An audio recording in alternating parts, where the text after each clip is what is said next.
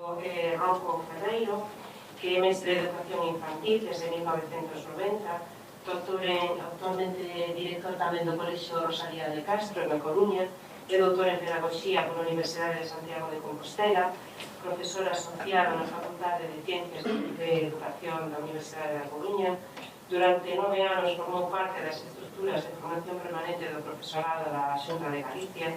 Participou en diversos grupos de investigación e proxectos europeos sobre didáctica de educación infantil, autor de diversas publicacións en revistas especializadas en materiales didácticos para a educación infantil e primaria.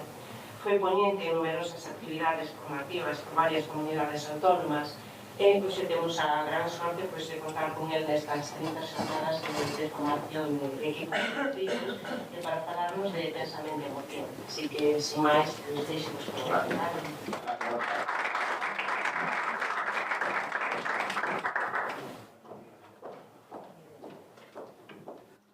Bueno, un placer estar aquí esta mañana, a pesar del tiempo y de que es viernes y demás. Vamos a pasar una mañana, yo creo que entiendo que entretenida. Vengo encantado porque yo os vengo a contar cosas que he hecho yo, diferentes contextos, o que he coordinado, o que he llevado de la mano, ¿no?, a grupos de profes para trabajar en este línea. Entonces vengo con toda la confianza y también con toda la confianza de que me parece en cualquier momento la charla, yo siempre planteo las charlas como una deriva. Yo sé más o menos a dónde quiero llegar, pero bueno, podemos llegar más cerca o más lejos. Me parece en cualquier momento y preguntamos por otra cosa, ¿vale? El encargo que tenía para hoy era hablaros de pensamiento y emoción. Y ya os avanzo que más pensamiento que emoción. Porque la emoción está muy de moda. Y incluso se habla de emoción en contextos en los que yo nunca pensé que se hablaría de eso. Y yo creo que también hay que reivindicar el lugar para el pensamiento y para la razón. Yo creo que los coles tienen que ser, lugar para la emoción, eso es inevitable, y se habla además que sean lugares de la emoción, pero tienen que ser el oasis del pensamiento, y el oasis donde reine la razón. Si con esto ya incomodo a alguien, que a nadie ya duro. Os he traído esta imagen de esta obra de arte de Tracey Emin para ilustrar un poco lo volátil del tema que vamos a estar tratando esta mañana, ¿no? Lo que os voy a contar son actividades en las que se intenta mejorar la capacidad de pensamiento, las habilidades de pensamiento del alumnado. Y por lo tanto hace falta dedicar un ratito a pensar sobre el pensamiento, a hacer metacognición sobre el pensamiento y pensar si pensamos siempre o no pensamos, como nos dice Tracey Emin. Vosotros, cuando habéis venido hoy hasta aquí conduciendo, ¿habéis venido pensando todo el rato? O algunos... Sí, sois muy reflexivas. ¿O habéis venido pero mientras pensabais en la conducción? Se acabaste en miño. Pero yo he de reconocer que llevo varios años viniendo aquí a las jornadas. A mí siempre, de los 3 días, 2 días me queda Mariñán a la derecha y el tercer día siempre me queda a la izquierda. O sea, yo soy de los que vienen pensando en otra cosa. Yo vengo pensando, pero no vengo pensando en la conducción. Así me va. El pensamiento es como le pasaba a Miguel Ángel con los esclavos. Decía que estaban dentro de la piedra que había que apartar. El pensamiento está ahí. Nosotros pensamos, no podemos dejar de hacerlo. Nuestro alumnado piensa cuando están con nosotros, piensan en el recreo, incluso diría que mucho más, y piensan cuando están con sus familias, incluso hay quien dice que pensamos mientras estamos dormidos. Por lo tanto, trabajar con el pensamiento en el cole supone apartar, o sea, no es traer algo nuevo, es apartar y sacar hacia adelante o hacia arriba algo que ya está, algo que ya tienen. Los niños y las niñas ya piensan. Esto conviene recordarlo. Como decía Miguel Ángel, los esclavos están dentro de la piedra, tengo que quitar lo que sobra para encontrar a los esclavos. O como decía el poeta Miguel Ullán, quito de una noticia de prensa lo que sobra y encuentro el poema ahí dentro. Los niños y las niñas ya piensan. ¿Qué tenemos que hacer? Ayudarles a mejorar su pensamiento. Pero nosotros somos maestros, yo por lo menos. No soy filósofo. ¿Vosotros sois filósofo? ¿Algún filósofo en la sala? No. Bueno, entonces vamos a dar duro ahí a la filosofía. La filosofía nos ofrece un mapa. un mapa, pero tiene que ser un mapa facilito. No puede ser un mapa de filosofía súper clásica y súper enrevesada que no nos sirva ahora para el magisterio, que no nos sirva para el trabajo con el alumnado. Por lo tanto, vamos a dedicar un ratito a pensar sobre el pensamiento. ¿Qué es eso? ¿Qué se esconde detrás de pensar? Porque quizás podamos estar no equivocados ni equivocadas, pero sí dando palos de ciego, por ejemplo. Razonar es pensar. Una persona razonable piensa. ¿Piensa igual que una que no es razonable?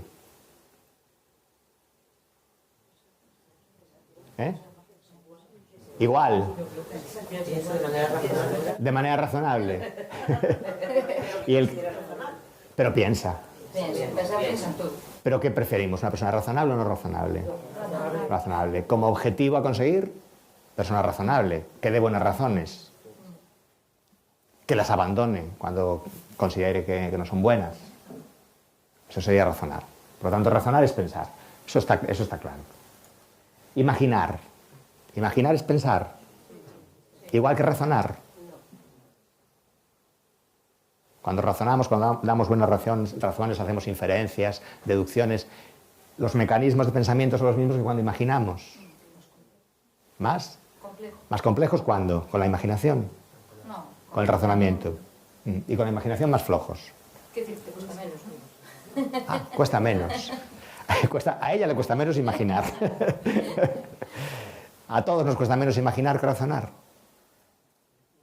Podría ser que sí o podría ser que no. Depende. Todos imaginamos, pero hay gente que se encuentra más cómoda en momentos de imaginación y otras se encuentran más cómoda en momentos de razonamiento. Soñar.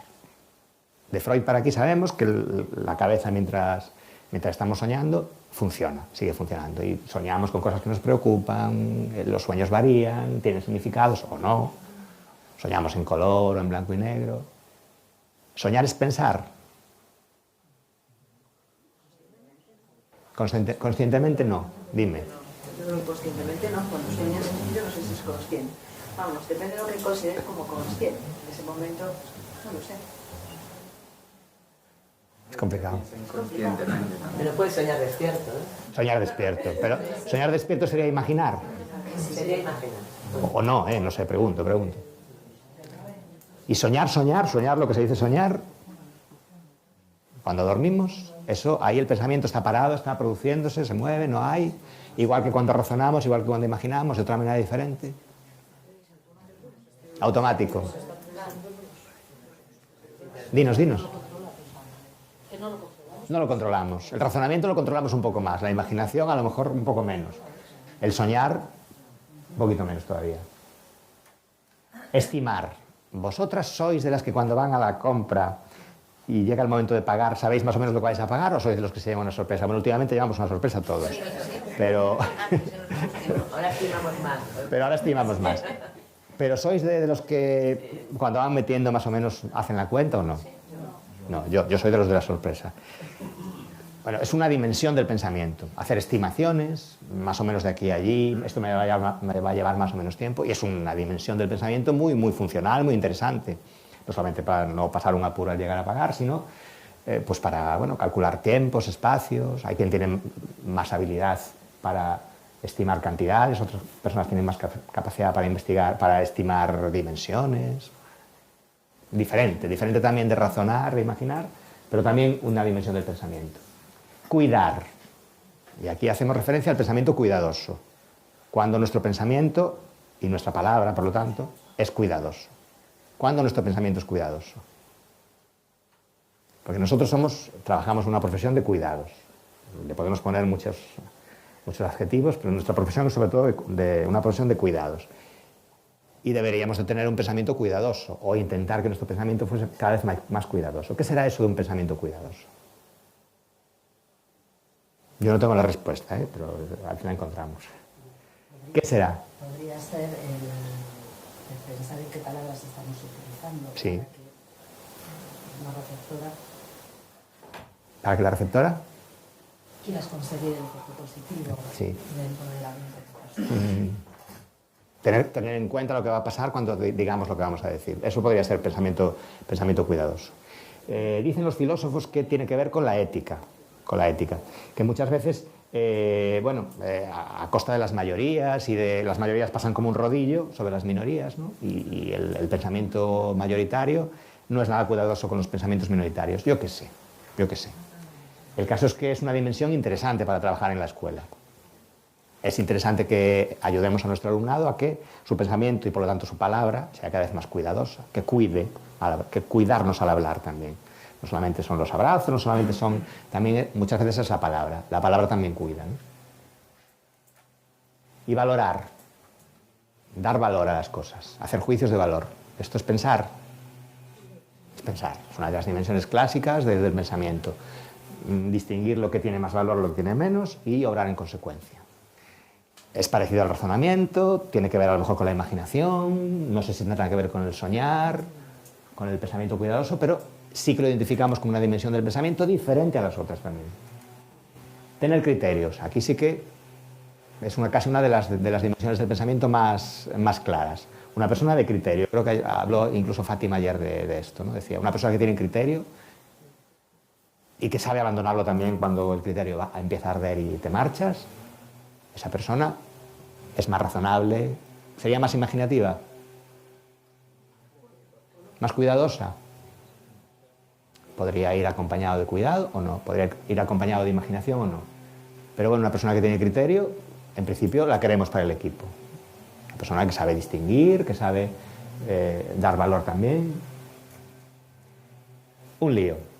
Como unos maestros y maestras, profes, que no somos filósofos, pero que entendemos la importancia de trabajar el pensamiento en el aula, podemos organizar actividades con algo que es invisible, que es inconsciente, tiene por lo menos una parte del pensamiento tiene una dimensión inconsciente, que tiene que ver con el diálogo interior. Vosotras sois de... Esto de derecha y izquierda está superadísimo. La gente se divide entre los que leyeron el Ulises de Joyce y los que no. Aquí, ¿quién ha leído el Ulises de Joyce? Hasta el final. ¿Quién lo ha empezado? El Ulises de Joyce es un rollo, pero es una obra de arte porque pone en papel todo el diálogo interior de una persona durante un día. Eso es un reto tremendo. Joyce lo consigue, pero es muy difícil de leer, porque claro, el señor estaba viendo el entierro de su marido, el entierro de un amigo, y se acuerda ve a la viuda, bueno, la viuda está bien, se acuerda de su mujer, que tampoco está mal, se acuerda que lleva una pastilla de jabón que le encargó, bueno, todo lo que le va pasando por la cabeza al protagonista del Ulises, allí plasmado. El diálogo interior es nuestro pensamiento. Y ahora yo sé que me estáis atendiendo y que me tenéis cariño, pero os vais a marchar 50.000 veces durante esta hora y pico. Os vais a ir, vais a volver, ¿eh? Pero yo sé que os vais a ir, que algo que yo diga os va a recordar algo que está pasando por vuestra cabeza o en vuestra vida, y vais a marchar y vais a volver. El diálogo interior. ¿Cómo podemos trabajar con los alumnos el pensamiento, que es algo inconsciente, invisible, que es la morada de las ideas, que permite el lenguaje? Los que trabajamos con los niños más pequeños lo sabemos perfectamente. En cuanto los niños y las niñas empiezan a hablar, las conexiones neuronales se multiplican, todo avanza a muchísima mayor rapidez y todo parece que fluye. Los niños y niñas que están atrancados en el lenguaje están atrancados también en el pensamiento. No siempre y no exactamente, pero en principio es una buena hipótesis de partida. El lenguaje y el pensamiento nos permite la creación del mundo y entender el mundo. Porque los niños, como el del chiste, no hablan mientras todo está bien. Empiezan a hablar porque necesitan cambiar el mundo. Primero llorando, después con la palabra. Necesito cambiar mi entorno más cercano y por eso hablo. Y eso tiene que ver también con el pensamiento. ¿Qué está pasando ahí? No se aglomeren. ¿Qué está pasando ahí? Una escena de amor. Una escena de amor. Ahí ya estamos. Aunque sea viernes por la mañana, es una escena de amor. Parece. Pero, ¿qué está pasando? Exactamente, ¿qué está pasando?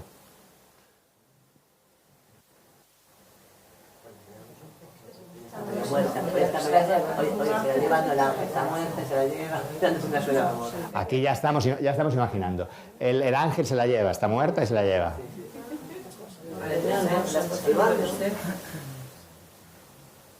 No oigo nada. La está salvando. La va a besar. Aquí hay una historia. La va a besar. Bueno, yo creo que sí que la va a besar, pero ¿quiénes son estos personajes?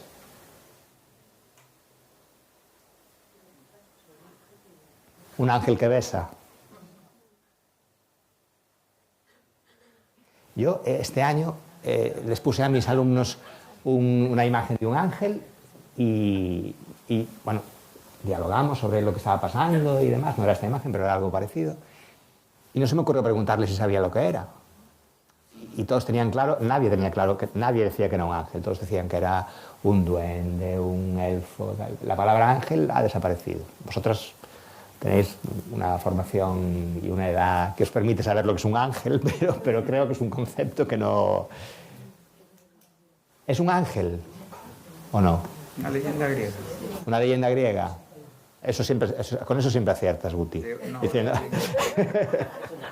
que era muy veloz, o que representa a un dios que era muy veloz, enamorado de... No, es que no es Afrodita, es otra persona. Que no, es No, era Mercurio el que volaba, el que tenía alitas en los pies. Pues estos son... Ahí va a pasar... El que da la hipótesis más acertada es Guti. Porque se van a dar un beso. Son el amor, Cupido y la mente, psique. La razón y la emoción, ahí están. Y se van a dar un beso. Ahí Guti dio en un clavo. ¿Cómo es ese beso entre el amor y la mente?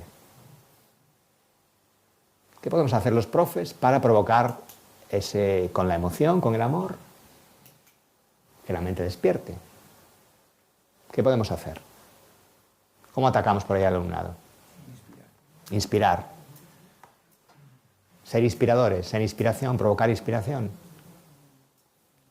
Lo de los besos está permitido, pero bueno, tampoco es una cosa que haya que prodigar en exceso, ¿no? Los besos existen en los coles y los damos mucho, pero bueno.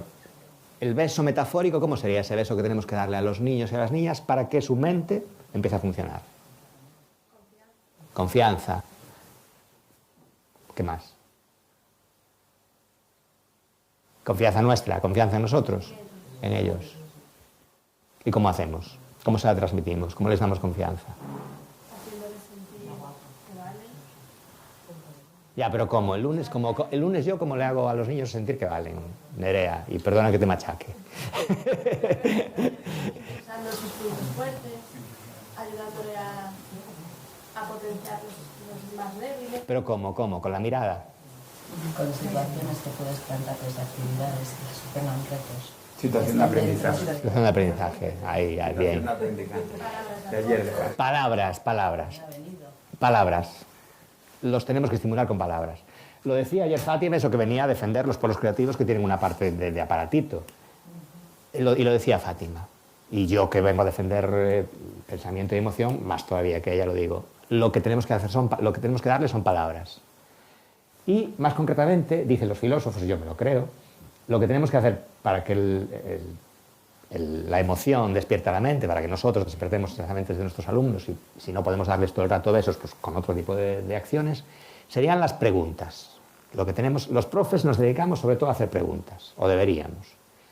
Muchas veces preguntas capciosas. A ver tú, esas valen, cumplen una función y una función a reivindicar. Pero no pueden ser esas las únicas preguntas en los coles. A veces las preguntas la lanza el espacio, como por ejemplo en Reggio Emilia, o como por ejemplo en un polo creativo bien montado. Solamente con entrar pues ya aparecen preguntas, ¿no? Pero lo que se espera de los profes es que seamos nosotros los que hagamos las preguntas, los que interpelemos al alumnado con ese beso que despierta, ¿no? O con esa pregunta que despierta. De eso va la charla de hoy. Y las prácticas que vamos a ver tienen que ver con eso, con cómo programo yo preguntas con un mapa que me da la filosofía para entender lo intrincado del pensamiento y cómo puedo hacer eso de manera lúdica. Porque sí que yo reivindico la dimensión lúdica. Porque, a ver, yo me agobio mucho cuando las madres de mis alumnos los despiden diciendo pásatelo bien. A mí me mete mucha presión eso, porque yo no puedo asegurar que en 5 horas se lo pasen bien todo el rato, ni yo mismo me lo voy a pasar bien en las 5 horas. Pero bueno, pasarlo bien no está mal. No es que sea el objetivo único del cole, pero no está mal. Entonces yo creo que enfocar por lo menos parte de la jornada desde una perspectiva lúdica está bien. Y las actividades que vamos a ver hoy están enfocadas desde una perspectiva lúdica. Vamos a ver cuáles son esas. Y, por lo tanto, las preguntas que vamos a hacer tienen que ser preguntas no de pillar, no de evaluar, o no siempre de evaluar. Y bueno, a mí me gusta muchísimo Pippi Landström, y cuando Pippi va al cole, ¿os acordáis del capítulo cuando Pippi quiere ir al cole para tener vacaciones? Que es un motivo legitimísimo para querer ir al cole. Pues va al cole y dice, entonces bueno, la profe le dice, siéntate, quédate aquí un rato con nosotros, a ver si te gusta esto. Y entonces la profe empieza a preguntar, estaba en la clase de mates, empieza a preguntar, a ver, si fulanito tiene 3 monedas y se gasta 2 y salta Pipí. Cada uno se gasta el dinero en lo que quiere. No nos podemos meter en eso, profe. Y si yo tengo 12 manzanas y me las como, se las come porque son suyas, profe, eso no le importa. No podemos estar todo el rato con preguntas sobre ejemplos, con preguntas que nosotros los profes entendemos cuál es su utilidad, porque efectivamente la profe de Pippi está salvada porque le dice, Pippi, estos son ejemplos. La profe está salvada por eso. Si la profe se piensa que con eso está ayudando a algo más que ejercitar una habilidad mecánica o una operación, un algoritmo, está un poco más equivocada. Si se cree que son ejemplos, esa profe está salvada. Y yo creo que todos distinguimos cuando estamos haciendo ejemplitos o dedicándonos a una tareita interesante, aunque sea interesante para el futuro, aprendiendo algo concreto, menudo, y cuando estamos atendiendo a respuestas e inquietudes más grandes. Yo creo que eso lo distinguimos todos muy bien. Y lo distinguimos cuando la pregunta se convierte en un asombro. Cuando la interrogación se convierte en una exclamación. Cuando con nuestra pregunta provocamos un asombro, y después de ese asombro, ¿qué viene? Otra pregunta. Y así nos pasamos la vida entera, los adultos y los niños también. Preguntas que provoquen asombro, y el asombro nos lleva a preguntas nuevas. Lo que nos decía ayer Fátima, que insisto, venía a hablar de aparatitos. O sea que yo creo que muy bien escogido este itinerario de estos 3 días. Chillida, Chillida era eminentemente escultor y trabajaba con piedra, con metal. Y él, cuando entró en la Academia de Bellas Artes de San Fernando en el 94, dijo, yo no represento, yo pregunto. Dice, mis obras son preguntas. Si las obras de Chillida, que son piedras, que es metal, él consideraba que eran preguntas, las nuestras, que son mucho más etéreas y mucho menos sólidas, y no por ello menos importantes, las nuestras sí que tienen que ser preguntas. Yo creo que los profes tenemos que mejorar, sobre todo, en ser cada vez mejores preguntadores. ¿Y cómo podemos hacer para trabajar una dimensión tan volátil como es el pensamiento en el aula y desde una perspectiva lúdica y sin perdernos? Porque nos podría estar pasando lo que a Joseph Beuys. Joseph Beuys fue el primer performance de la historia. Él en el 65, creo que fue, se metió en una galería de arte y a una liebre muerta le explicó a una liebre muerta las obras que había allí colgadas. ¿Cómo podemos hacer para no acabar como Beuys, explicándoles a una liebre muerta una obra de arte? Necesitamos un mapa, necesitamos saber qué recorridos podemos hacer por el mundo del pensamiento y qué sacar de ahí para organizar actividades lúdicas que trabajen el pensamiento en el aula. Necesitamos, mientras arde el río, necesitamos un mapa. Y este mapa nos lo da la filosofía. Y yo me cogí el mapa que han digerido por filósofos y me lo creo. Yo no sé si no estoy seguro de sabérmelo perfectamente. El mapa sería este: 5 grandes grupos de habilidades de pensamiento y dentro de ellos un montón de palabritas. Luego en los grupos veréis este esquema también. Yo no estoy seguro de entender muy bien la diferencia entre inferir y razonar analógicamente. Yo soy maestro, pero me vale para ir programando. Me cojo cada columna y voy pensando, bueno, a ver, voy a hacer algo de percepción, de investigación, de conceptualización, de razonamiento, de traducción. Vamos a ir viendo ejemplos ahora. Y este mapa me vale. Este mapa me lo da la filosofía, no lo he hecho yo, me lo da la filosofía y yo me lo creo. Y como los filósofos son los encargados de eso, pues para que vamos a enmendar la plana. Esta línea de trabajo, que es la filosofía para niños, apareció en los años 70 en la Universidad de Montclair, en Estados Unidos. Y fijaros que friki el Matthew Lipman, que dijo, cada vez me vienen peor preparados los alumnos de la secundaria. Esto es algo que nunca se ha oído. Esto se lleva oyendo desde la época de Sócrates. Bueno, pues la respuesta que dio a esa pregunta Matthew Lipman y Ann Sharp, su colega de departamento, fue la filosofía para niños. Es decir, Ellos diseñaron diseñaron un mapa sencillo del pensamiento y una serie de microcuentos con los que ir trabajando, microcuentos que luego llevan a preguntas, con los que ir trabajando todas estas habilidades. Desde los 70 hasta aquí esto ha estallado. Hay muchísimas asociaciones diferentes en el mundo que trabajan esta línea y en España sobre todo incluso se incluyó la primera columna, la de percepción, porque en España entró mucho la filosofía para niños a través de la educación infantil. Y los de infantil dijeron, pero a ver, señor Lindman, necesitamos esta primera columna de percepción, porque el mundo entra a través de las percepciones, a través de los sentidos. Entonces, bueno, Lindman lo entendió y, bueno, apareció esta primera columna. Este sería el mapa. Ahora vamos a ver ejemplos de actividades trabajando esas diferentes habilidades de pensamiento, que vais a ver que son muy difíciles de distinguir. Yo cuando estoy trabajando una actividad que tenga como eje central o que yo haya programado como eje central el olfato, seguramente estoy fomentando la observación, estoy fomentando el dar ejemplos y contraejemplos también. Aunque mi principal objetivo sea uno, es imposible que no esté tocando otras habilidades, porque el pensamiento es multidimensional. Y es siempre creativo, es siempre crítico y es siempre también cuidadoso, o debería ser siempre cuidadoso. Vamos a ir viendo ejemplos. Vamos, ¿sí? Va a ser rápido, no va a doler nada. Lo dijo ayer Fátima y yo lo repito. Yo me quedé entusiasmado ayer con Fátima porque me puso en bandeja esta mañana. La metodología es el diálogo, no hay otra metodología. Lo demás son chiringuitos que nos montamos alrededor del diálogo. Por mucho que tengamos un dron o un tupper del IKEA, eso lo ponemos en movimiento porque hablamos sobre eso. O nos ponemos a trabajar directamente, pero hay un diálogo, bien con el material o bien entre nosotros. Entre el alumnado, el profesorado y el material. El diálogo es la única metodología. Y un diálogo que fomente preguntas abiertas. Porque si son preguntas cerradas de respuesta de sí o no, pues impedimos la búsqueda, el aprendizaje y sobre todo impedimos la emoción, la fascinación. Y no queremos perder eso. Y también, esto no es gimnasia mental, necesitamos también trabajar dimensiones éticas, ecológicas, intraculturales, ciudadanas, interpersonales, intrapersonales, la empatía, la coherencia, considerar intenciones, por qué hacemos las cosas, respetar y crear normas y reglas, tan necesario, tan inevitable. Todo eso lo vamos a ver. Vamos.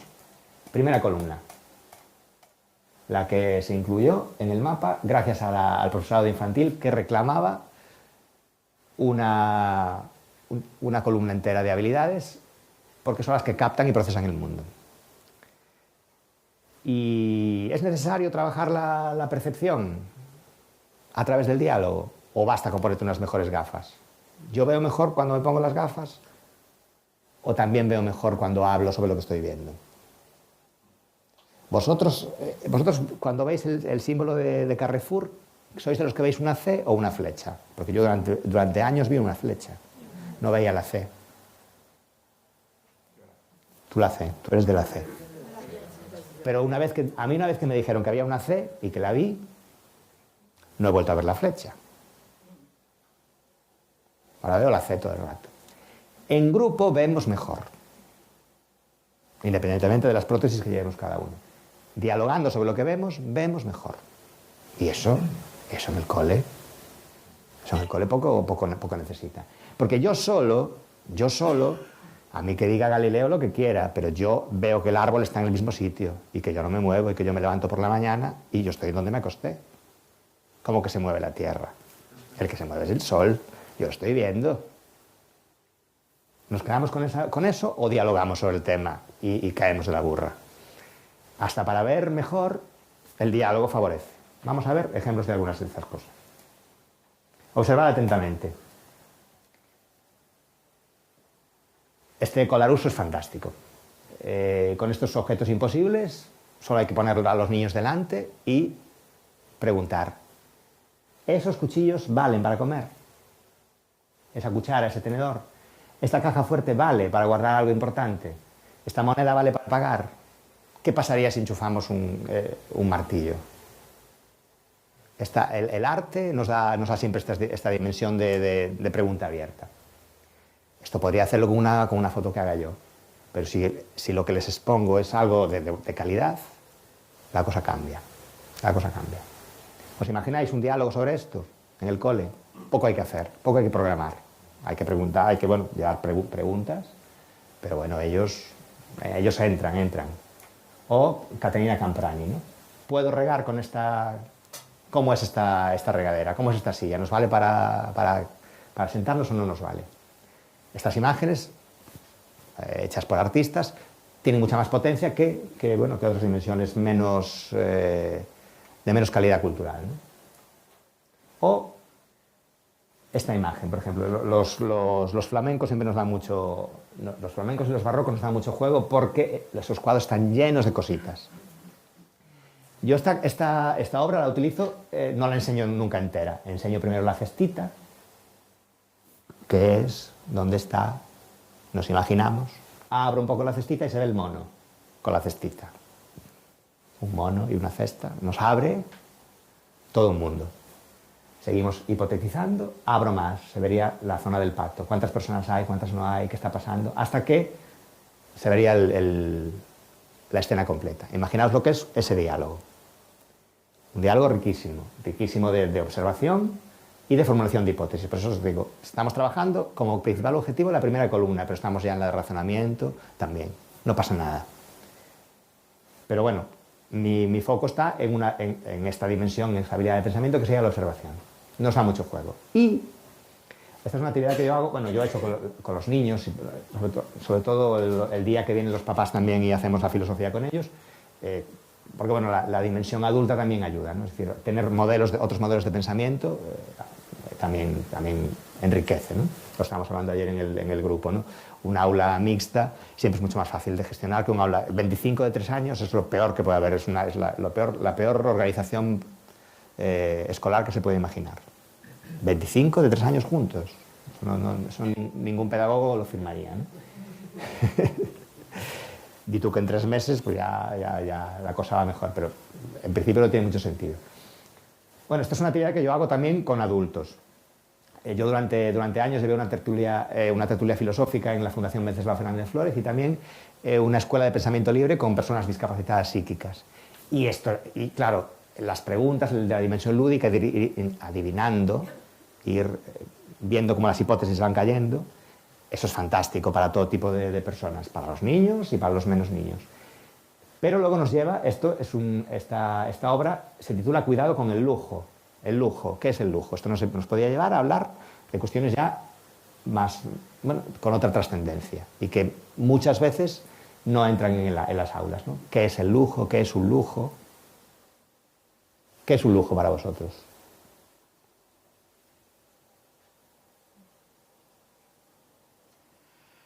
El dinero. Algo que está por encima de tus posibilidades. Por encima de tus posibilidades. Y algo inalcanzable. O alcanzable pocas veces. Alcanzable pocas veces. La cosa cambia ya. La cosa cambia. ¿Y en qué pensáis cuando pensáis en lujo? Bueno, es que muchas veces un lujo es poder dar un paseo en la naturaleza. Cuando estuvimos encerrados, el lujo era eso. El lujo era ese. Tiempo para ti, por ejemplo. Sí, claro, sí. Sí. Es algo válido. No solo con Bueno, para ti material. el tiempo es muy valioso. El lujo. ¿El lujo y el dinero? ¿O hay más dimensiones del lujo? Hay que llevar siempre en el bolsillo opciones para cuando el diálogo se va atrancando, ¿no? Y esto yo siempre saco al final el sarcófago que se ha hecho la reina de Dinamarca. Se ha hecho un sarcófago fantástico para ella. Lo podéis, si lo googleáis después en el café. Que le ha costado un pastón. Hizo bien la reina de Dinamarca haciéndose ese pastón. Gastándose ese pastón en un sarcófago, bueno, una joya. ¿Hizo bien? ¿Lo habéis visto? ¿Lo estáis viendo? No. ¿Hizo bien o no hizo bien? Depende de la época. Depende de la época. La Catedral de Santiago costó poquito. No fue un lujo en su momento. No había nada mejor en que gastar en la época en que se construyó la fachada del Obradoiro. Había mucho en que gastar ese dinero, pero se gastó en la fachada. Esta señora, hay mucho donde gastarlo, pero dice, bueno, me lo voy a gastar en un sarcófago que quede para la posteridad. ¿Es un lujo o no es un lujo? Yo qué sé. Las flores en los entierros son un lujo. Depende. Bueno. Esto nos lleva al aula y a más allá del aula. Oler. ¿Os acordáis cuando en todos los coles había esos botecitos que se destapaban y se olían? Bueno, pues ahora no hace falta. Ahora con los polos creativos y con Internet ya no hace falta. ¿A qué huele el perfume de esa chica? A flores. ¿Y el perfume del chico a qué? Igual. A macho. Me he prometido a mí mismo no preguntar a qué huele un macho, así que no. Por ahí no vamos a entrar. Pero está claro, hay respuestas que están claras. No es necesario que tengamos la fuente de olor delante para oler. Y esto nos simplifica muchísimo el trabajo en el aula. No tenemos que montarnos algo tan sofisticado como esos botecitos con aromas, sino que podemos tirar de memoria olfativa que los niños tienen, salvo patologías, y que nos pueden valer. ¿el queso a qué huele?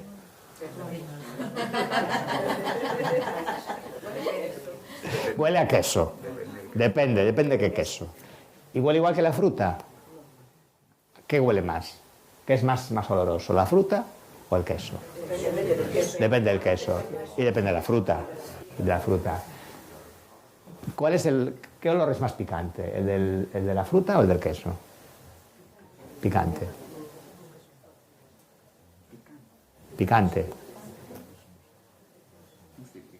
Un cítrico. Más picante que un queso. Dulce. Más dulce el olor de la fruta que el del queso. Aquí podríamos preguntar y estar preguntando y muy pronto nos llevaría, los niños muy pronto nos llevan a me huele a merienda, me huele a... Bueno, harían ya ahí un birlibirloque mental donde ya no estaríamos hablando exactamente de las propiedades olfativas o que nos faltan muchos adjetivos. Para hablar de los olfatos tenemos muy poco vocabulario. Porque tiramos sobre todo del vocabulario del gusto. Nos falta vocabulario. Bueno, pues ahí a lo mejor es un camino ¿Y a qué huele un bebé? ¿A qué huele?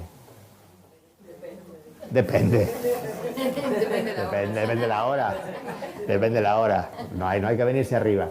¿Huelen bien o no? En España huelen a nenuco, claramente, pero... Vamos a ver otra dimensión de las habilidades de percepción que sería la sinestesia, ¿no? Percibir movimientos, ¿no? A ver. Y aquí tengo un trabajo que yo coordiné.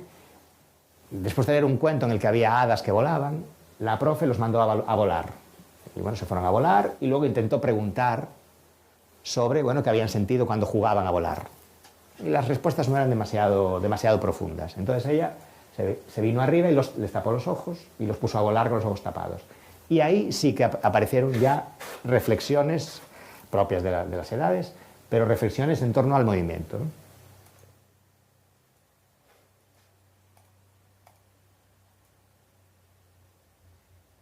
Tengo un cerebro bueno que sabe por dónde voy. Eso no se puede pedir más. No se puede pedir más con algo tan barato como esto, como poner una... O también estaba haciendo magia para no caer, ¿no? Y también salen pronto los miedos. Yo tenía miedo a caerme, pero sabías dónde estabas, pero es que como no lo estaba viendo... Bueno, ese diálogo siempre interesante. Después de una actividad, diálogo posterior. Tocar, el tacto. Sí que tenemos más vocabulario sobre el tacto, no tanto como el olfato, pero tenemos. Pero tampoco es necesario toquetear para ejercitar el tacto. Por ejemplo, ¿cuál sería la cama más cómoda para dormir? Esta. ¿Dormiríamos en esta cama? ¿Qué sentiríamos al meternos en esta cama? Dolor de espalda. ¿Por qué? Pues está dura. ¿Estaríamos calentitos? ¿No? ¿Tendríamos frío? ¿Más en esta o en esta? ¿Aquí tendríamos más frío que la otra? ¿Dormiríamos mejor aquí o en la otra? Aquí.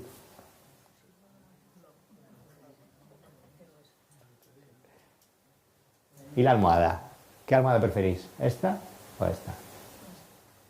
Porque hay quien prefiere almohada alta, dura, blanda, 2, 4. ¿Y en esta, de Tracy Emin, dormiríamos mejor? ¿Cómo nos sentiríamos al meternos en esa cama? ¿Más calor? ¿Menos calor? Como que falta algo, ¿no? ¿Falta? ¿Cómo? Te falta la sábana. Sin sábana no hay manera. Hay gente que duerme sin ella. Y aquí en esta de Helen Mirra, ¿qué sentiríamos? ¿Más frío o menos frío? Picor, picor. Y en esta cama de Yoko y John, ¿qué? Ahí hay grandes posibilidades. ¿Y esta de Mona Hatoum?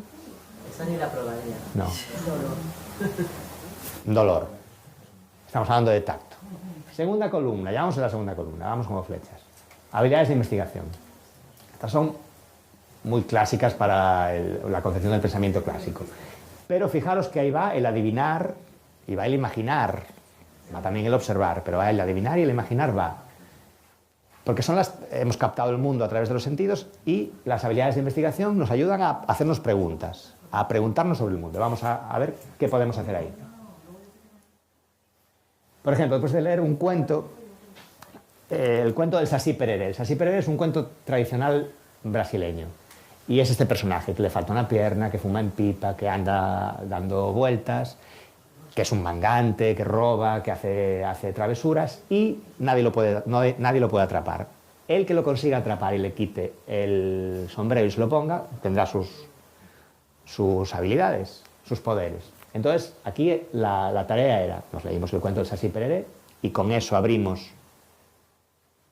¿Qué abrimos al contar el cuento del Saci Pereré que no abrimos al contar otro cuento? Que es un cuento brasileño. Y los niños podrían preguntarse, pero en Brasil hay cuentos. En los cuentos senegaleses, ¿qué sabemos de la poesía contemporánea saudí? Nada. ¿Qué saben los niños de los cuentos tradicionales portugueses o brasileños? Pues, o sí o no.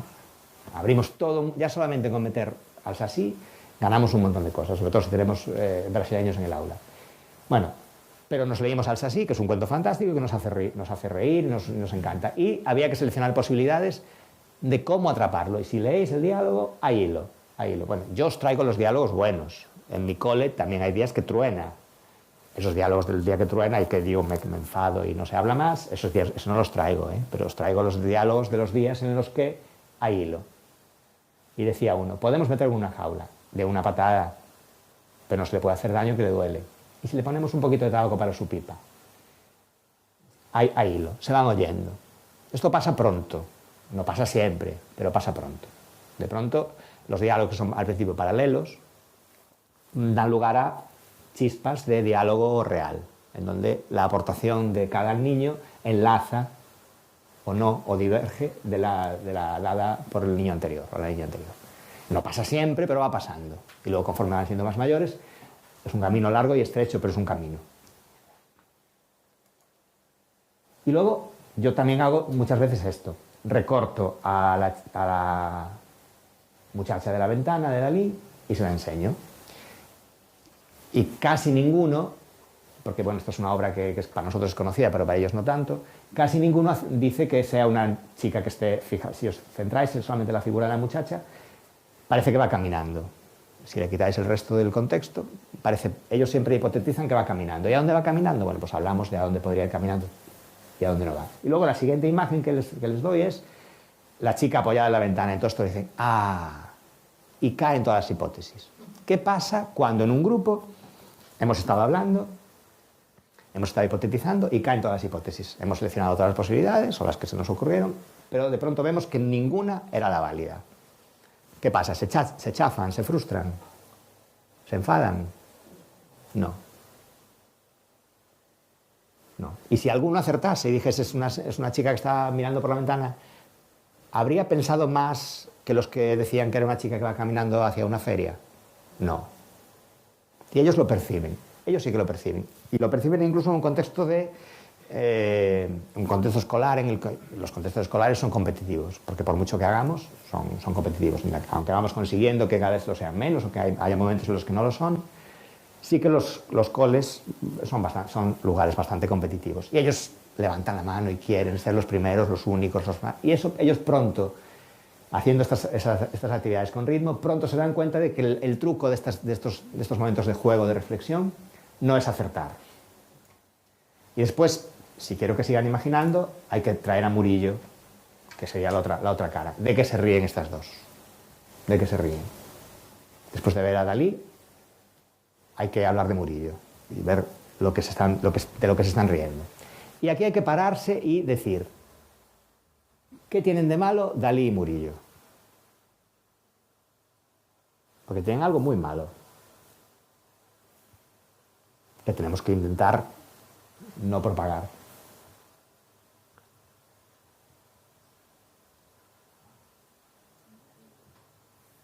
¿Qué tienen de malo estos dos pintores?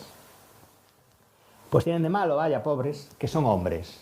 Y si echamos vista a los manuales y nos dicen que las mujeres artistas, las mujeres pintoras, sobre todo las de esa época, y no digamos las de ahora, incluso también están invisibilizadas, tenemos que hacer una buena selección de contenidos. Tenemos que hacer una buena selección de contenidos. No nos vale, cuando hablábamos del Sací Pereré, yo lo usaba para trabajar las habilidades de pensamiento referidas a buscar posibilidades, para capturarlo. Eso podía hacerlo con otro tipo de cuento, pero lo hago con el de Brasil porque me interesa que ellos vean que hay cuentos en Brasil. Y obviamente siempre hago esta secuencia con Dalí y Murillo, pero tengo que asegurarme de que después o antes aparezca una pintora, porque si no me aseguro de que aparezca una pintora, no aparece. Las Guerrilla Girls que están exponiendo ahora en el CEGAC en Santiago ya nos decían hace años, para estar en el Metropolitan, una mujer tiene que estar desnuda, si no, no está en el Metropolitan. Menos del 5% de los artistas de la Modern son mujeres, pero el 85% de los desnudos son mujeres, son femeninos. Para estar en los museos, queridas, las mujeres tienen que estar desnudas o ser vírgenes. No quedan más opciones, porque autoras pocas hay. Por lo tanto, importa la selección de contenidos. Y esto es algo que a mí me preocupa cada día más. No da igual. El trasfondo de estas actividades todas es el mapa que nos da la filosofía y el mapa ese de habilidades de pensamiento.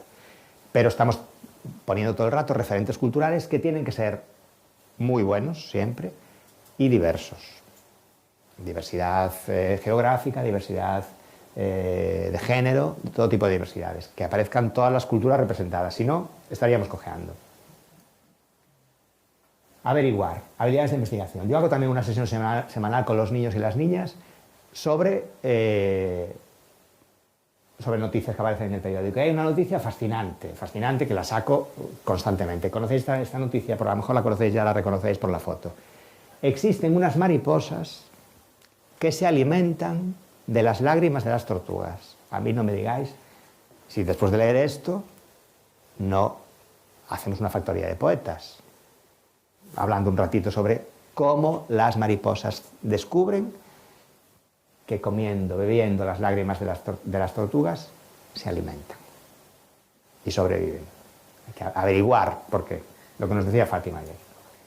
O, ya para niños un poco más mayores, hablar de estereotipos. Imaginaos este cuadro, que es del siglo XVI. Yo lo presento siempre tapando las caras de estos personajes, de estos virreyes. Y les dejo las manos. En las manos se ve que son negros. Nunca, ni con adultos ni con menos adultos, por la ropa, imaginan que puedan ser negros y que lleven esos piercings. No se lo imaginan, porque tenemos el estereotipo de que quien se viste así y quien es retratado tiene que ser blanco. Y ahí cae estamos usando un referente cultural potente, que es una buena pintura, y estamos abriendo puertas a un diálogo interesante sobre los estereotipos. O con la publicidad. No sé si conocéis esta campaña, que es fantástica. Enuncia un estereotipo sobre las mujeres. A esta le gusta mucho estar discutiendo, porque es mujer. No, porque es abogado. Habla demasiado. Esto es algo que se dice mucho a las chicas. Habla demasiado. Porque es mujer. Porque es profesora. Hay toda una batería de estas imágenes que nos abren a poner encima de la mesa estereotipos. Y para, subrayarlos o no. Conceptualización. ya hemos percibido el mundo, nos hemos hecho preguntas sobre él y ahora tenemos que darle nombre, dar conceptos. Si pensáis cuando los niños pequeños van adquiriendo el lenguaje, bueno, pues al principio con perros son todo tipo de animal que tenga 4 patas, después ya los perros son solamente los perros, pues hay también ciervos, hay unicornios y hay hasta pegasos después. Dar nombre a las cosas que vamos aprendiendo y ir categorizando, conceptualizando. Pensad, por ejemplo, que todas las actividades, pensad en las actividades que hacéis o que habéis visto hacer de educación emocional, que están tan de moda. Son sobre todo conceptualización, darle nombre a las emociones, que no es poco. Ponerle nombre a las cosas es muy importante siempre para poder dialogar. Entonces vamos a ver qué actividades de conceptualización podemos hacer para trabajar esta habilidad. Comparar y contrastar, definir. Y aquí tenemos una pintora que tiene que salir, Tarsila do Amaral. Y lo comparamos con un señor que tiene que salir también, que es Egon Schiele. Y comparamos este pueblo con este otro. Que tienen de igual, que no tienen de igual, donde hace más frío, donde hace menos frío, donde hay más prisa, donde hay menos prisa, es la misma hora del día. Podemos preguntar muchísimas cosas, tenemos que programar las preguntas y seleccionar el referente cultural. Y luego el diálogo va por donde va. O en un cole que yo llevé un grupo de trabajo sobre estas cosas, aparecía un concepto, en un cuento que era el hilo conductor de este cole, el concepto de tienda. El concepto de tienda, tú cuando lees un cuento, con niños aunque sean de 3 años, no te van a preguntar qué es una tienda, pero ¿saben realmente lo que es una tienda? O piensan en un súper. Hay que conceptualizar. Entonces este cole decidió poner diferentes opciones de tienda. Ellos habían leído el cuento y sabían las cosas que pasaban en esa tienda. Entonces le pusieron diferentes fotos de las tiendas y intentaron que los niños conceptualizaran la palabra tienda. Es decir, ¿cuál es la tienda de este cuento? ¿Y por qué? ¿Cuál se parece más a lo que podría ser la tienda de este cuento o no? Esta decían que sí, pero tiene muchas cosas. Y ahí no podría vivir el personaje que vivía en el cuento porque no tendría sitio, no tendría posibilidades de hacer sus travesuras. Esta tenía muchas cosas todavía más, tampoco consideraban que fuese esta la tienda. No, porque además si quitase una sola cosa de ahí se podría caer todo. Tampoco era esta. No era esta. Esto es una tienda, pero no era su tienda. Esta tenían claro que tampoco era porque era una tienda de ricos. Esto lo tenían claro también. Esta es una tienda de ricos y esta misma actividad se hizo en varios niveles. Y esta es una tienda de ricos, no es la nuestra. La que se acercaba más era esta. Tiene cosas, pero no demasiadas, no es de ricos. Y ahí hay posibilidad de que el duende haga travesuras, se esconda y demás. Esta no, porque era muy antigua y además hay un bebé. ¿Qué es eso de que haya un bebé en una tienda? Esto lo tenían clarísimo también. En este cole también había aparecido otra palabra ya un poco más compleja, que era la palabra caserón. ¿Qué es un caserón? Que es una palabra que no nos detenemos si aparece en una lectura, la damos por sabida, pero tiene matices. Un caserón, que es una casa grande o pequeña, sola o adosada, sola o adosada, con gente o sin gente. Y ahí había mucho que hablar, y se habló mucho, largo y tendido, que si era una casa que parecía que vivía alguien pero no vivía, o que vivían pero parecía que no, que si tenía cortinas que se movían, que si tenía arañas, bueno, en fin. El concepto de caserón dio para mucho, mucho, mucho. Y luego se hacían dibujos al respecto y se volvía a hablar, caían unas hipótesis y venían otras. Pero todo para conceptualizar 2 palabras medianamente sencillas, tienda y caserón. Nos dio juego ya. O un jardín. Esto es una actividad con profesorado. Ante diferente material, construíamos un jardín. Y salen jardines diferentes. Ejemplos contra ejemplos, semejanzas y diferencias, comparar y contrastar. Esto es para conceptualizar las cosas no hay nada mejor que compararlas. Y esa es una actividad que hago siempre yo con los niños y las niñas más pequeños. Rojo, pero rojo ¿como qué? Con estas 3... afortunadamente los cañones cada uno cambia y entonces no salen siempre los mismos rojos, aquel es más rojo que otro. Rojo, pero ¿como qué? O negro como qué, como el de Tiepolo o como el de Klee. O el concepto de girasol. Después de ver girasoles, fotos naturales de girasoles naturales, ¿cuál es el más girasol de todos estos? Estos de Gauguin están un poco pochos, no les gustan nada. Casi siempre los que ganan son los de Rivera, o los de Van Gogh, aunque están un poco desmelenados, ¿no? para su gusto. Y, ya con otros niveles, la tolerancia. Ejemplos y contraejemplos que tengan que ver con la tolerancia. Por ejemplo, leemos diferentes frases. Una del cristianismo, otra del confucianismo, otra del islamismo. Y tomamos decisiones. ¿Dicen lo mismo o no? ¿Hay matices entre esta afirmación y las otras? Ama al prójimo como a ti mismo. No hagas a los demás lo que no quieres que te hagan a ti. Nadie es creyente hasta que quiere para su hermano lo que quiere para sí. Podríamos hablar de los matices que hay.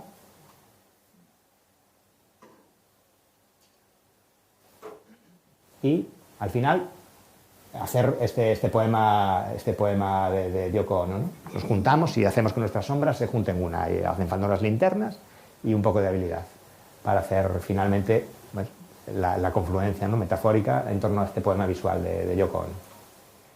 O buscar diferencias en cosas similares. Ya conocemos a Beuys, bueno, pues estas fotos son parecidas, pero ¿en qué son diferentes?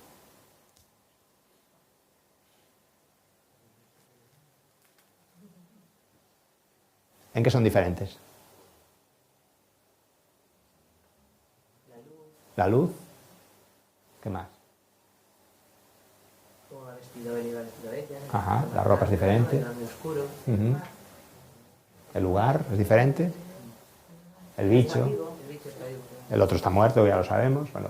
O aquí en estas de Kusama, que Kusama está de súper moda desde que Louis Vuitton le compró todo el merchandising. ¿Qué diferencia hay entre estas cosas que son parecidas? O entre estas, que son diferentes, ¿qué tenemos de igual? Entre la obra de Manolo Paz y la de Yanis Kunelis. ¿Qué tienen de igual? El material. Así podíamos pasarnos un ratito. ¿Eh? Entre estas dos, ¿qué tienen de igual? La forma. En un caso era el material, en otro era la forma. O, esto es un trabajo que hicimos en la pandemia. En la pandemia no renunciamos a fomentar el diálogo en las aulas. Y un grupo de compañeros lanzábamos propuestas semanales de diálogo, ¿no? Y entonces comparábamos la imagen del cura patinador y la imagen del hijo de Carl Larsson haciendo los deberes. Ya veis qué ganas tenía de hacer los deberes el niño, ya se le ve. Y bueno, las preguntas que proponíamos eran estas, ¿no? ¿Qué tienen en común? ¿Qué tienen de diferente? ¿En qué se parecen? ¿En qué son distintos? La edad, la postura, se están moviendo, el movimiento que están haciendo es el mismo, tienen prisa. ¿Cuál de los dos tiene más prisa? ¿Tiene más prisa el niño que está haciendo los deberes o el cura que está patinando? ¿Y tú cuando tienes prisa, porque sabes que tienes prisa? ¿Para qué sueles tener prisa? ¿Cómo te sientes cuando tienes prisa? Nos podemos poner nerviosos si alguien es muy lento en sus tareas o en el juego, o si es muy rápido. ¿Qué les dirías a uno u otro? Estas son propuestas de diálogo que hacíamos, que lanzábamos semanalmente a nuestro alumnado. O la paciencia, algo que los niños, bueno, tú cuando tienes paciencia, eso ningún niño se muerde la lengua ante esa pregunta. Pues cuando agarra que mi mamá venía a despertarme, y lo representa. O a este que le habían contado algo, yo tuve mucha paciencia cuando nací, algo sabía. Este soy yo, porque eran niños, eran gemelos y estábamos en la barriga de mamá. Yo tardé más en salir que Alfonso, yo tuve más paciencia que Alfonso para salir. O cuando estoy esperando a que me vengan a traer agua a la cama. Lo tienen claro. ¿Qué es la paciencia y cuándo la ejercitan y cuándo no? O, aquí había un cuento también, sabéis que los cuentos dan mucho juego también. Un colibrí que decía, en el cuento se decía que tenía el mejor trabajo del mundo, que es ir dándole besos a las flores. Y decía, tengo el mejor trabajo del mundo. Entonces, yo les pedí que diesen ejemplos de trabajos bonitos. Y apareció un momento también de diálogo con hilo. Si lo vamos viendo, vemos que hay hilo también. Un trabajo bonito es hacer poesía, pero...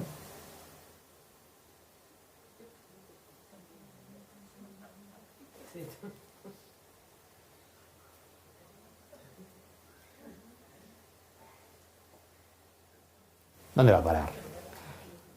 ¿quién puede decidirse entre ser poeta o trabajar en una bolera? O sea, no se puede tomar una decisión. Es tan bonita una cosa como otra. Sobre todo si tu madre es poeta o tu madre trabaja en una bolera, ¿no? Y la verdad, esto ya para alumnado de otras edades. Saber o no saber.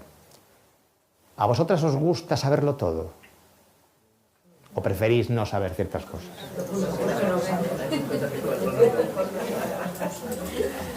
Esto, bueno, así, vosotros que sois adultos y a pesar de ser un viernes por la mañana, pues entráis a las preguntas fácilmente. Pero para hacerlo una dimensión más lúdica, normalmente yo uso la imagen de Diógenes, ¿no? Les enseño primero los perritos, solo voy abriendo la imagen hasta que aparece Diógenes en su cántaro, en su tinaja, que Diógenes, sabéis que era el que se dedicaba a buscar la verdad, buscar el hombre verdadero.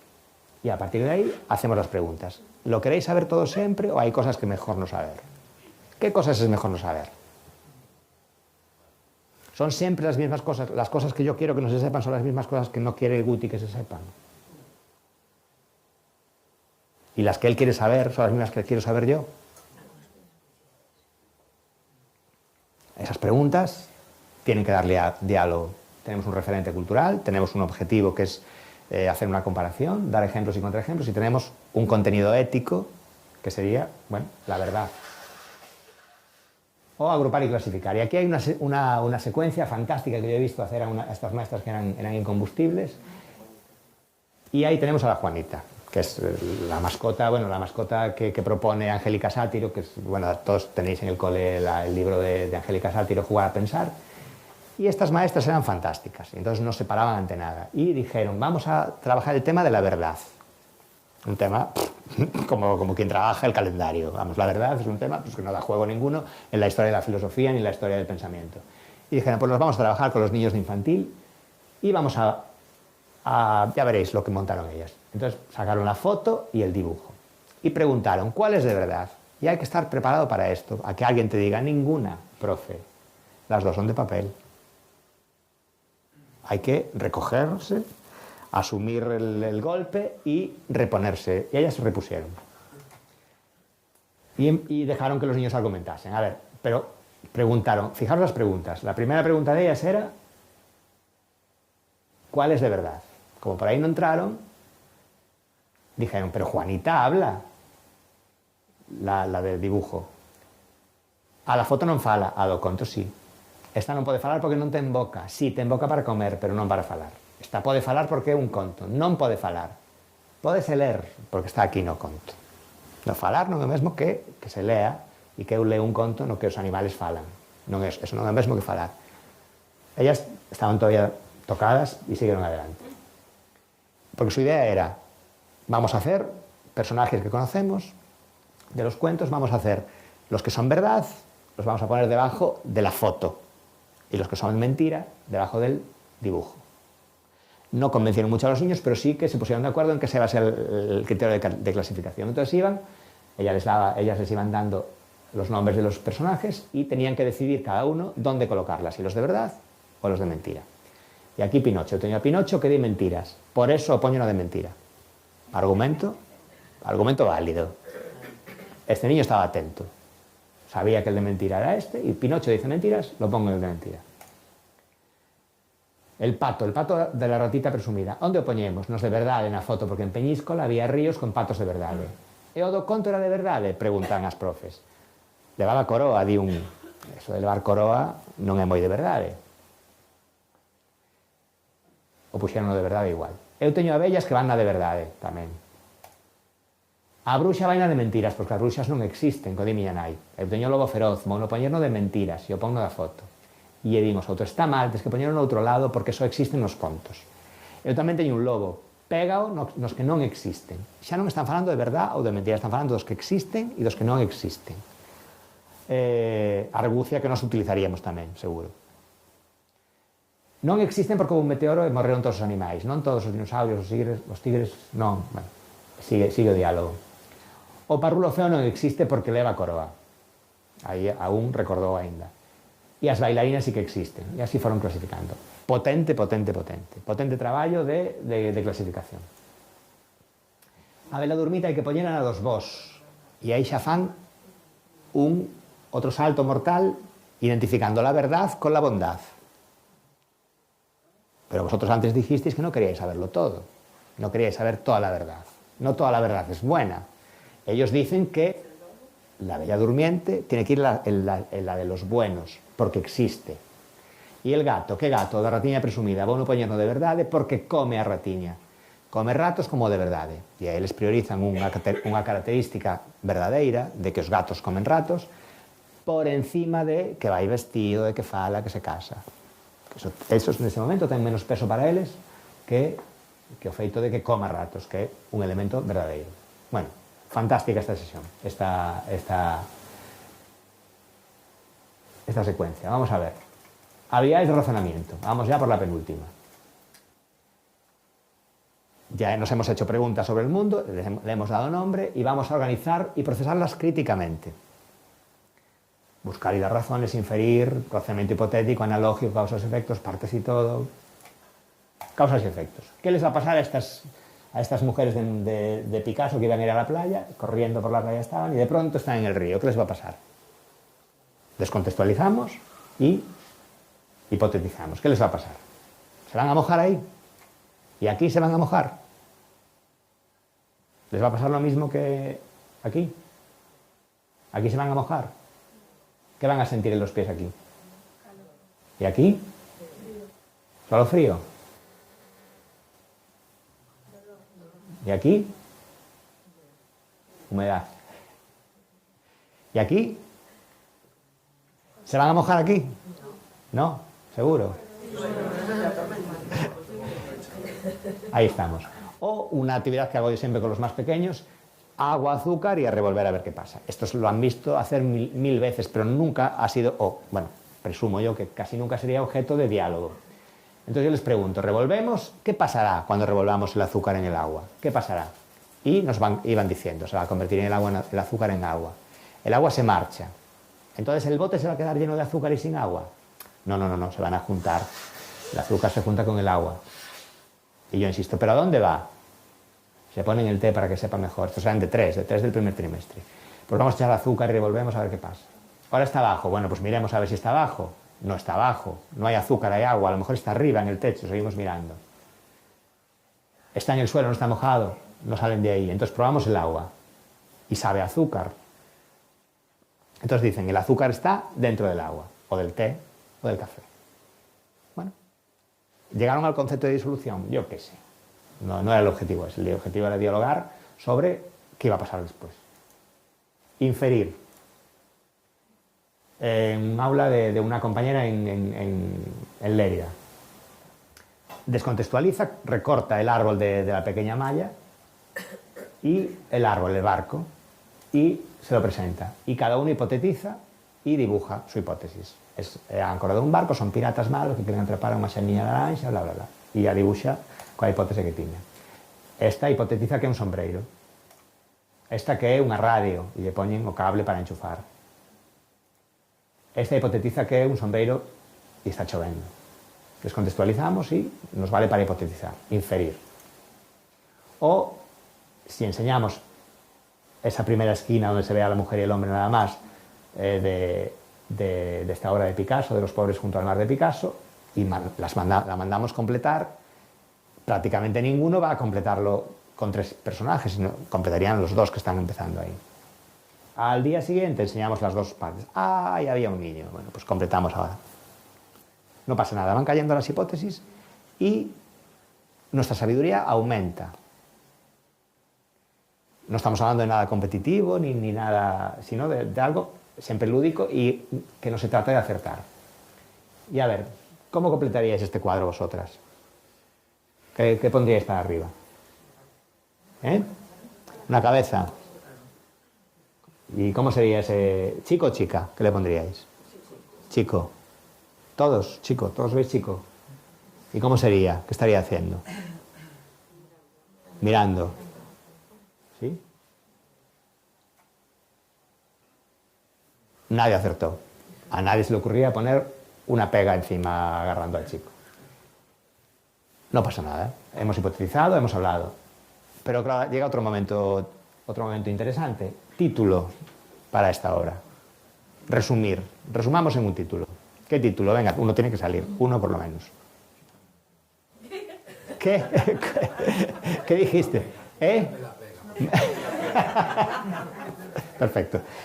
Casi no enseñamos ya el que propuso la autora. Acciones para perdurar un instante. Nos da igual. Nos da igual. Eso es lo de menos. Tamara Feijóo pinta bien, pero bueno, no es gran tituladora. O con personas a las que quieres llevar... Pensad, imaginaros un grupo de adultos, como podemos ser nosotros, y yo quisiera que infiriésemos algo dentro de una obra de arte. Esta es una obra de Barbara Kruger, que Barbara Kruger hace siempre estas cosas. Imagen, no sé si suya o modificada, y un texto. Es un mundo pequeño. Bla, bla, bla, bla, bla. Ahí abajo, detrás de lo verde, hay una frase. ¿Qué pone? ¿Qué pondrá Barbara Kruger ahí? Es un mundo pequeño, bla, bla, bla, bla, bla. ¿Qué puede poner?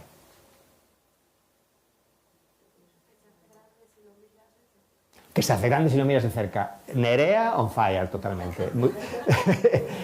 Que se hace grande si lo miras de cerca. No lo ponemos en inglés, llamaríamos a tu madre para eso, pero nos valdría esa hipótesis, pero no es, porque empieza por pero. Es un mundo pequeño, pero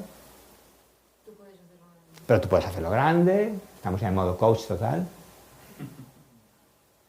Esta mañana descubrí con estupor, alguien compartía en su muro un artículo de alguien que publica artículos, que decía, el profesor del futuro tendrá que ser un coach. Menos mal que me jubilo pronto. Menos mal. Es un mundo pequeño, pero tú puedes hacerlo grande, limpiarlo, pero, bla, bla, bla, bla, limpiarlo. Pero necesita que lo limpies, ya la cosa va cambiando. Es un mundo pequeño, pero no si tienes que limpiarlo. El mensaje de Barbara Kruger es un puñetazo en el estómago. Esto me recuerda siempre lo que contaba Manolo Rivas cuando fue por primera vez, bueno, no sé si ha ido más veces o no, supongo que sí, a Nueva York y le trajo a su madre una foto de los rascacielos. La madre trabajaba limpiando en la Unión y el Fénix, al lado de la Catedral de Zara, ¿no sabéis? Ahí en... Pues le enseñó, mira mamá, los rascacielos de Nueva York, y dijo la madre, pobre la gente que tenía que limpiar eso. Moito máis inspirada Nai que o fillo en ese momento. Esto que nos abre, ¿qué contenidos nos abre aquí? Nos hemos echado unas risas, hipotetizando, hemos ejercitado unas habilidades de pensamiento, pero con eso, decía yo al principio, no nos llega. Tenemos que abrir una ventana al mundo. Y aquí podemos hablar del papel de la mujer, obviamente. Esto tiene que estar en todos los coles, tienen que estar empapelados de la obra de Barbara Kruger. Con esta fantástica obra que dice, tu cuerpo es un campo de batalla. Yo esto cuando lo hablo con adolescentes, ¿qué campo de batalla es el cuerpo de la mujer? ¿Qué batallas se libran en el cuerpo de las mujeres? Echamos unas risas para adivinar cuál es la última palabra. Ahí viene la dimensión lúdica, pero después nos metemos en el ajo. Y vamos a dar ejemplos de batallas que libran los cuerpos de las mujeres. ¿Qué son? La vida, pero también la de los hombres. La maternidad. ¿Qué más? ¿Qué más batallas libran los cuerpos de las mujeres que no libran los cuerpos de los hombres? O que no libran en la misma medida. La menstruación. La menopausia. La depilación, ya vamos entrando, la depilación, el maquillaje, la exigencia, ¿en qué sentido? Que se le pide estar mejor a las mujeres. Eso sobre todo de que... Didi, con el paso del tiempo, sí, el ser siempre jóvenes, más presión en las chicas que los chicos quizás, bueno, diálogo sobre... Referente cultural, habilidad de pensamiento, preguntas que yo me llevo en el bolsillo y diálogo que surge. Otra de las actividades que pusimos durante el confinamiento sobre los selfies, ¿no? ¿Qué es un selfie? ¿Para qué sirve? Esa es una buena pregunta. ¿Para qué sirve un selfie? Para que nadie quede fuera. Para que nadie quede fuera, ni el autor. Bien, muy bien, esa no se me había ocurrido, la apunto. ¿Y por qué nos hacemos tantos?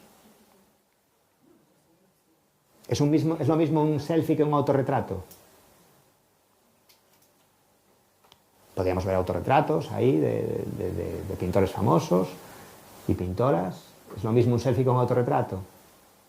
Por ahí vamos. Considerar intenciones. La actitud ética de esta secuencia sería considerar intenciones. ¿Por qué? O dar razones. Aquí, esto es un cuadro de Bruegel, pintado de medias entre Bruegel y Rubens. Ya me salía Bruegel, claro. Y es una alegoría de qué. ¿Sabéis lo que es una alegoría? ¿Una alegoría de qué? ¿Qué está pasando ahí? Como la naturaleza, ¿no? Una alegoría, sí, la naturaleza. Una señora. De la música, una alegoría de la música, decís. Hay un instrumento, ¿qué más hay? Partituras. Una jaula con pájaros. Relojes. Instrumentos. Un cuerno, parece. Esto es una alegoría del... a ver si me sale. Del oído. Son 5 alegorías de los sentidos, esta sería la alegoría del oído. Esto hay que observar y hay que dar razones. Hay que dar razones y inferir cuál sería, está representando al oído. No os traigo las otras, las buscáis, que así os acordáis de mí en otro momento.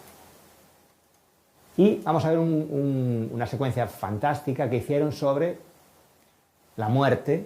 Porque, a ver, el gran debate pedagógico es: ¿me meto en el lío o no me meto en el lío? Hoy en día, el primero, a lo mejor es uno de vosotros, sois uno de vosotros, el primero que escriba un cuento infantil y o juvenil sobre un niño o una niña trans, se lo van a publicar. Y con eso vamos a abrir el diálogo, el debate, el diálogo, yo prefiero decir el diálogo, sobre los trans, las trans, en los coles. ¿Me meto o no me meto? ¿Miro para otro lado o miro de frente? ¿Dejo que entre eso en el aula o no entra? ¿O solo entra si hay un caso? ¿O lo meto antes de que haya ningún caso? Y nos pasa igual con la muerte. ¿Me meto en el lío de la muerte o no me meto? A esta profe se decidió meter. Eran niños de primaria y leyeron un cuento sobre un viejo chino que hacía muñequitos de arroz. Y entonces decía: no tengo hijos, cuando yo me muera se va a perder mi arte haciendo muñecos de arroz. Entonces Araceli, que es la profe, les pregunta: ao principio queixábase, que vos parece a súa actitude?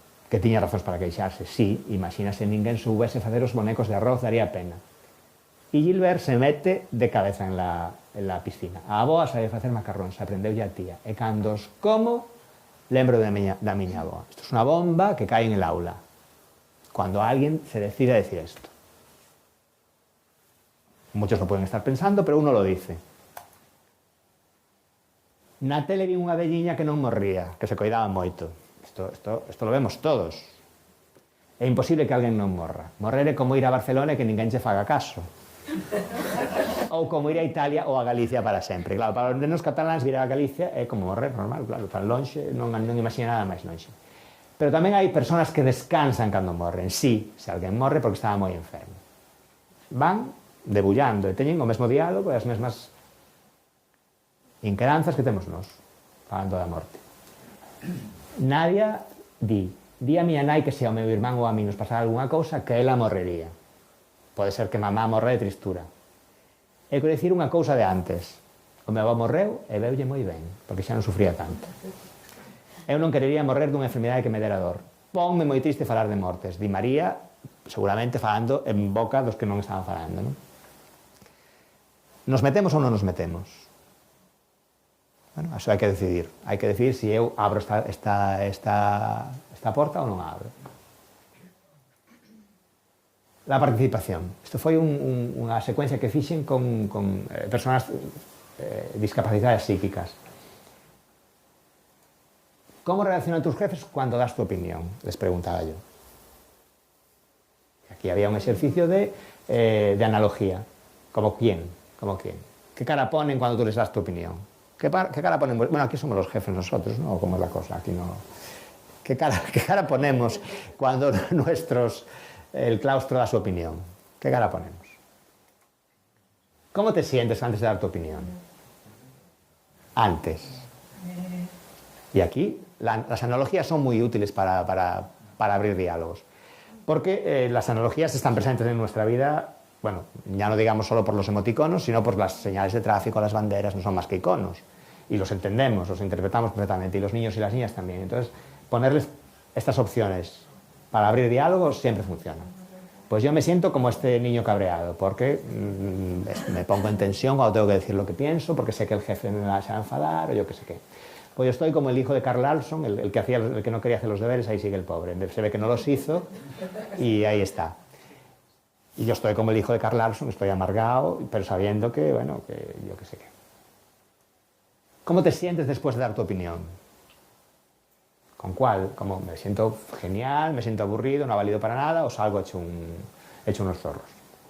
Con esto abrimos diálogo siempre. Con estos ejercicios de analogía abrimos diálogo.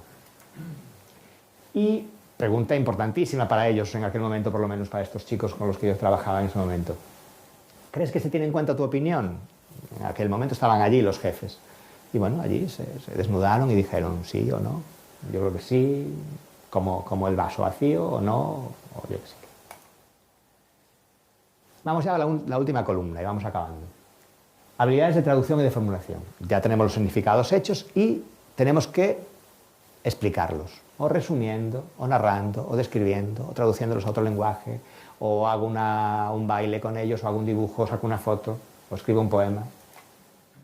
Y aquí nos entra otra artistaza que tendría que estar en todos los coles, que es Remedios Varo. ¿La conocéis? Pues ya, si no la conocéis, os la presento yo. Remedios Varo, aquí unos amigos. Remedios Varo, ¿apuntasteis? Remedios Varo es fantástica. Es una pintora surrealista que triunfó en todo el mundo, española, pero que no, es desconocida. Es más conocido Dalí. Y ella también vivió muy bien. Bueno, en fin, Remedios Varo. Para morirse. ¿Os habéis fijado estos personajes? ¿Qué están haciendo? Chupando la fruta. Chupando la fruta. ¿Y quiénes son ellos? Niños. ¿Qué son? ¿Eh? Abejas. Insectos. ¿Y lo que tienen debajo de la silla qué es? Gallos, con 4 patas. Podríamos hablar de lo que está pasando ahí, pero no vamos a hablar de lo que está pasando ahí. Vamos a ponerle título. Y os aseguro, para que no digáis que no soy yo motivador, que un grupo de maestras un día lo acertaron. Título.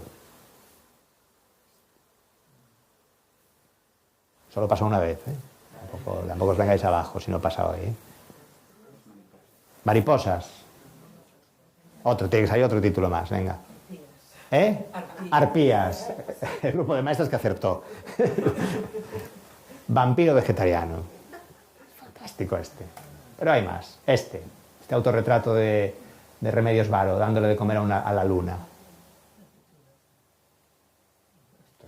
Si de aquí no sale una historia, no sé de qué. ¿Título? Este no lo acertáis, ¿eh? Papilar estelar. Da igual. ¿Y este? ¿Cómo no está en todos los coles en Halloween esto? No lo puedo entender. La llamada. Resumir en un título es muy, muy, muy difícil. Es un ejercicio de pensamiento muy complicado y muy interesante y lúdico para ellos. O, esto siempre hay que hacerlo, cada trimestre por lo menos hay que hacer una actividad de estas de traducir al lenguaje corporal. Y empezamos suavecito. Podría deciros, colocaros como el San Francisco de Asorey. Bien, podríamos hacerlo. Bueno, pues vamos a colocarnos con el matrimonio de Arnolfini. A ver quién hace de perro. Aquí ya habría que complicarse. Y con los aparatitos, como nos decía ayer Fátima, con los aparatitos es facilísimo ver si lo estamos haciendo bien. Hazme una foto y digamos, no, tú más para allá. No, esto antes no se podía hacer. Lo seguimos complicando. Como la siesta de Van Gogh. Como hacemos el carro, como hacemos aquella vaca. Nos ponemos y probamos.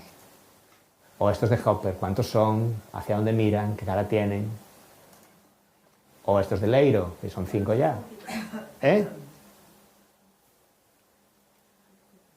O las señoritas de Picasso, cuántas son, qué cara tienen, para dónde miran, si tienen, de quién es el brazo que está levantado.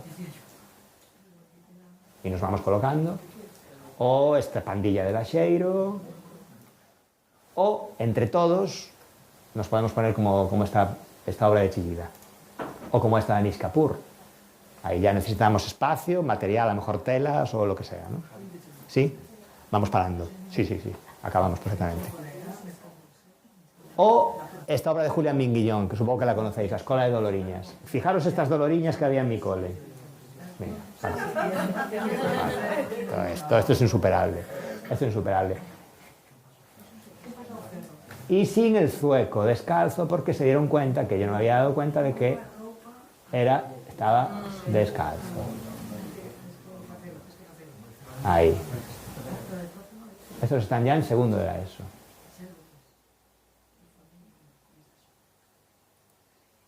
O improvisar. ¿Qué ha pasado? Volvemos a la casa de Carl Larsson. ¿Qué ha pasado aquí? ¿Qué acaba de pasar? ¿Qué va a pasar después? O intentamos unir poesía con imagen. Diferentes haikus de Raquel Vázquez, una poeta aquí de Betanzos, y diferentes fotos. Ella no las ha unido, pero los podemos unir nosotros. Podemos unirlos así o así, bueno, en físico. Eso es un trabajo en físico. Aquí los haikus, aquí fotos diferentes y los juntamos. O empezamos con Tracy Emin y vamos a acabar con Tracy Emin también. ¿Qué pasó en la cama de Tracy Emin para acabar así? ¿Qué pasó? Mejor no saberlo, mejor no verbalizarlo, mejor apuntarlo. Hay ciertas cosas que mejor no verbalizar. Hasta aquí llegamos. ¿Cómo se puede hacer todo esto en las aulas? Un primer elemento sería la motivación. Y a pesar de, yo he visto en institutos, incluso en institutos, he visto pues tener una mascota. Bueno, sacan un peluche o algo, o la foto de Sócrates, o lo que sé, y saben que cuando sale la foto de Sócrates van a hacer este tipo de cosas. Funciona también cartas, que bueno, que en vez de decir que es el profe el que propone algo, pues imaginaos en primaria, pues recibir una carta semanal donde hay una propuesta de trabajo de este tipo y ya para hacer. Después hay que organizar. A ver, ahora el trabajo en grupos, se lo propongo ahora, ¿no? El trabajo en grupos será, vais a tener la chuletita de las habilidades de pensamiento y tenéis que diseñar una secuencia, diseñar una sesión de filosofía para la edad que vosotros queráis, con el tema que vosotros queráis, pero tenéis que escoger qué columna más o menos o qué habilidad de pensamiento queréis trabajar, un referente cultural potente, una obra de arte, una pieza musical, un poema, que nos lleve a... Y, eso sí que es impepinable, preguntas que vais a hacer.